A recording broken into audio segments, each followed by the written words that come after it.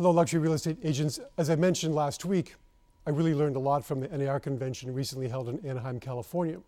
I also got some what I thought is misinformation or maybe some mistaken information. You know, we had a luxury panel where a lot of questions came about in terms of open houses and pricing and using comparables and this, that, and the other thing. And one point I didn't make really well is that when we're talking amongst ourselves, we sometimes use terminology that we would never use out in the field. For instance, when I talk about open house, when someone asks me a question about open house in the high end, I wouldn't really call it an open house when I'm doing it in real life in my business. So let's talk about some of these real estate semantics and what they mean to us. The first thing I heard is that we should never use the word comparable or comp. And I can understand the importance of presentation and I can understand the importance of semantics. But what I sort of heard at one of the sessions I was at is that people in the high end don't really care about comparables because they don't feel that anything is comparable to their property. And I certainly understand that because I hear that over and over again. That comp is nothing like my house, or that house on the street is nothing like my house. But understand that no matter what word we use, whether it's comp or similar properties or recent sales, or one word I heard is relevant properties, you can't fool high-end people with different uses of semantics. For example, I heard the idea to use the word soiree instead of open house.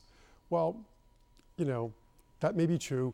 I don't think I'd use the word open house or soiree when I was sending out an invitation to people to come to view one of my high-end listings. We talked about exclusive property preview or luxury agent preview, but I would not use the word open house, nor would I put a red arrow open house sign in front of a luxury home.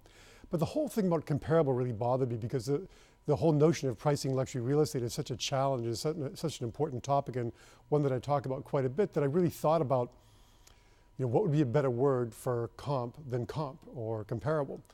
And since I heard the word soiree being suggested instead of the word open house, I went to a friend of mine who's a PhD professor of French grammar at Harvard University, and I asked her, what is the French word for comparable when used as a noun? Because it's not a real word, you know, when used as a noun. And she actually didn't know. So she was having a meeting with some French students who were actually from France later that day, and she got back to me and said they had a big meeting about what would be the best word to use for comparable when you're using it as a noun, and they came up with the word l'équivalent, l'équivalent. So if it makes you feel better to put the word l'équivalent instead of comparable in your CMA for luxury real estate, go for it. But understand, we've talked about this over and over again, wealthy people, people of means are smart, and you cannot fool them with semantics. And I understand that people in the high end think that their house is totally unique, one of a kind, there's nothing else like it in the world, and those comps are nothing like their property.